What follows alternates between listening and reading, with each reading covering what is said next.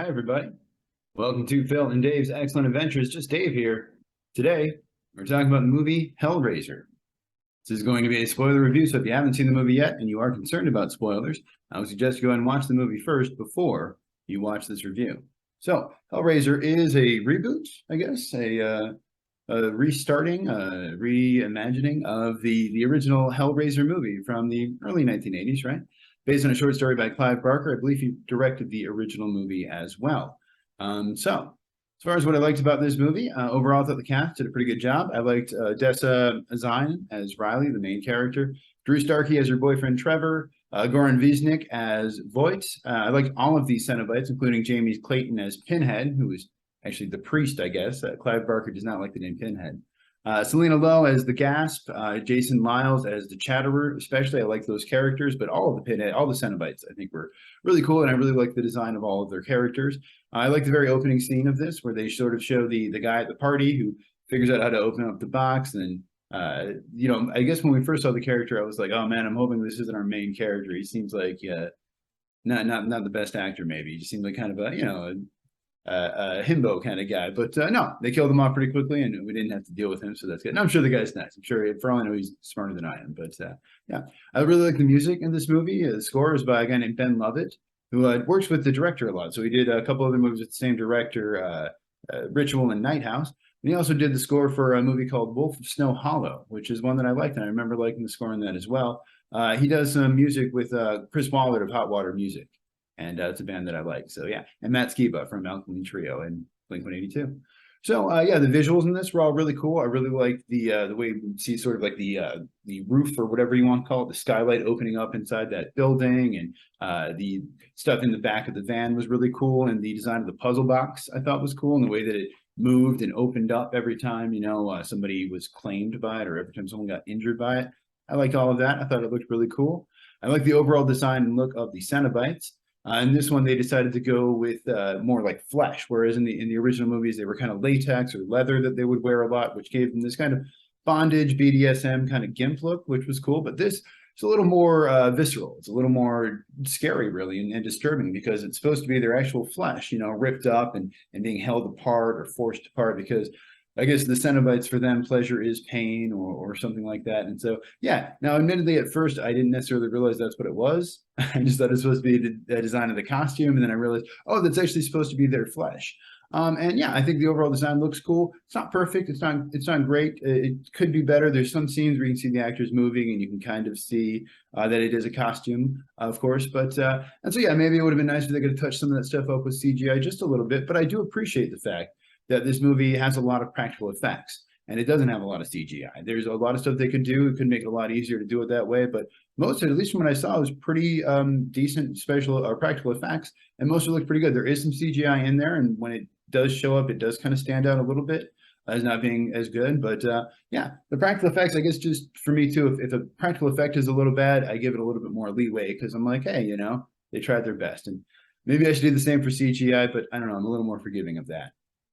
I did like that she eventually realized that, oh, if I've got to stab somebody with this box, I can stab the Cenobite. So a little Uno reverse card on him there. And so that was fun. It was interesting. Did they only get one of the Cenobites, or did they get two? I think they may have only gotten one, though, because they try to get the other one, and then she drops the box, and then Goran Višnjić ends up stabbing the other guy. And then, well, hopefully you've seen the movie by this point. This is a spoiler review. I said that, right?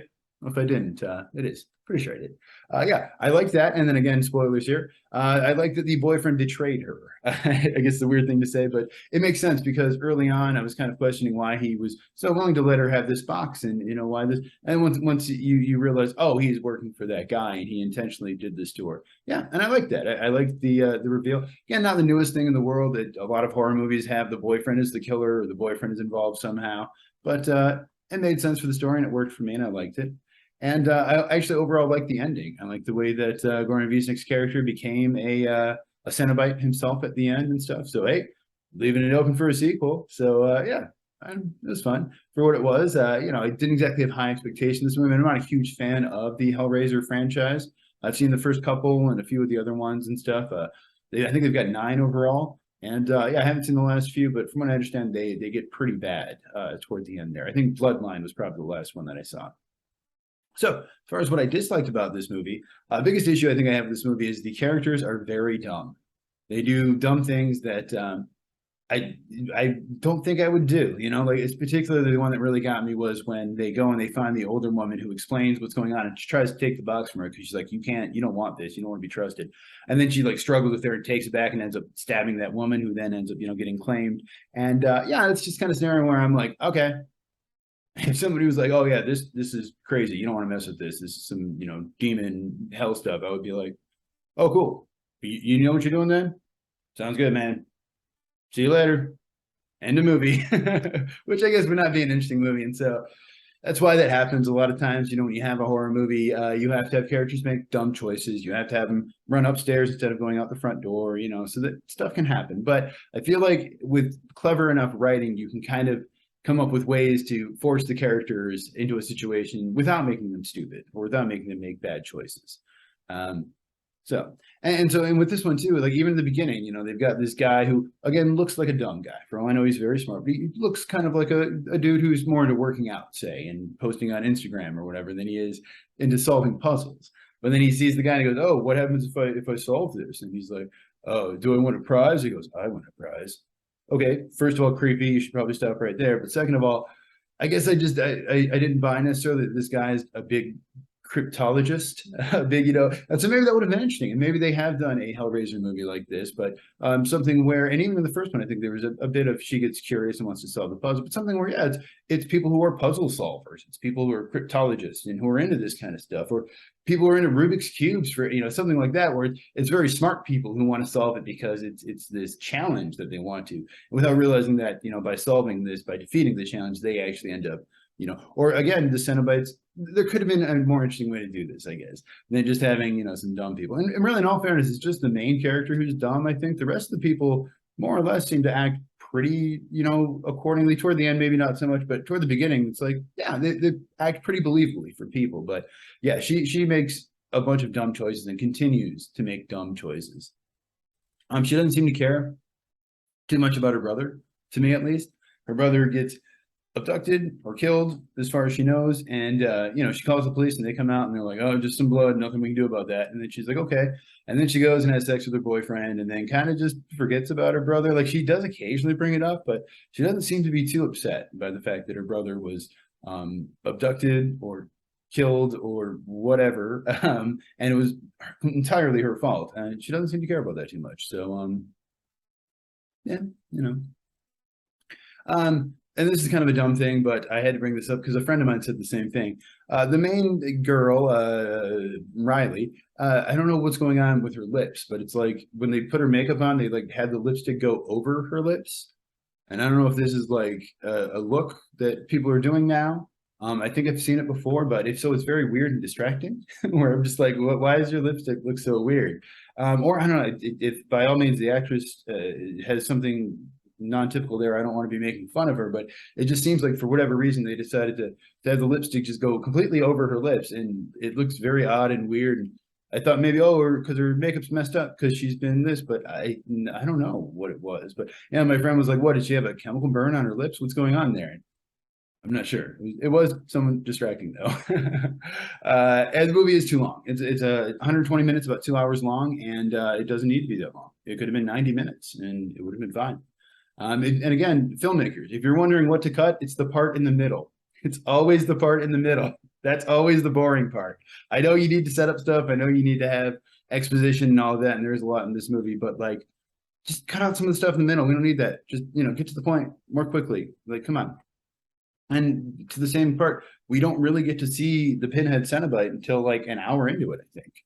And it's fun. Once we see her, I guess it is cool and it's fun and it's interesting, and I like what they do with the Cenobite. But the fact that it does take so long to see the Pinhead, the main character, I guess, of the movie, is a little disappointing. That being said, I think that most of the pacing is pretty good. I think that just when it starts to get a little slow and I get a little bogged down by like the exposition and the character building, they have a nice Cenobite attack come in, and those are always entertaining and those looked really cool. And I did like, I forgot to mention my likes part. I did like the part on the merry-go-round where she takes the drugs and she kind of sees something and it's freaky. And I really like the part when she's playing with the box and trying to figure it out, you know, as she's sort of spinning it and twisting it and putting her finger inside. The way that they're building up the tension there and the suspense is really good. And the music really helped in that scene as well. So overall, going back to the other here, so it was directed by David Bruckner is the guy's name. I'm not too familiar with his work. He did a movie called The Ritual, which I believe is on Netflix, and I think I watched it. I think it was in another language, Swedish or some European language, and it's something called The Night House, which I have not seen. It was written by Ben Collins and Luke Piotrowski, who worked together often. So the reason I said their names together, they worked with this guy a lot too. They did The Night House with David Bruckner, and they also did Super Dark Times and Stephanie together. So they seem to work together a lot, and they seem to have a decent working relationship. They seem to like working together. It was also written by David S. Goyer, who is well known for a lot of things. He most famously, I suppose, The Dark Knight and Batman Begins. He also wrote all three of the Blade movies, and he directed the third Blade. Puppet Masters. So he also did some kind of schlocky stuff early on, though. So like Puppet Masters, Demonic Toys, Death Warrant was his first movie, actually, with Jean-Claude Van Damme. So yeah, even though he has written like The Dark Knight and some big stuff, he's also done some, you know, kind of more genre stuff that's not quite as well appreciated, I suppose. The movie was filmed in Serbia, and I think at least parts would take place in Serbia, so that does make sense. But it has a very European feel to it. It has almost like a foreign language kind of feel to it, or a foreign film kind of feel to it. And so, yeah, even though I think there were some things to dislike about it, the movie is a little too long and it gets a little slow at times. And yeah, the characters are a little dumb. It would be nice if they were a little more clever. I think it is probably the best Hellraiser movie in a long time, since probably Bloodline, if not even before that. Unfortunately, the franchise has not really fared well over time. So yeah, I think it was pretty good and I enjoyed it. So I think my score on this one's going to be a 6 out of 10. I'm almost going to a 7, but I'm going to go with a 6 on this one. 6 out of 10. So yeah, did you see the movie? Let me know what you thought of it down in the comments below. Are you a fan of the Hellraiser genre or the series entirely? Have you seen them all before?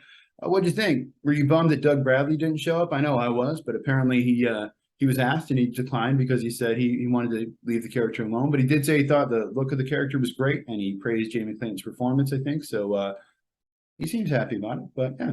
So let me know what you thought of the movie down in the comments below. Thank you so much for watching. Hope you have a great night, and I will see you here again next week.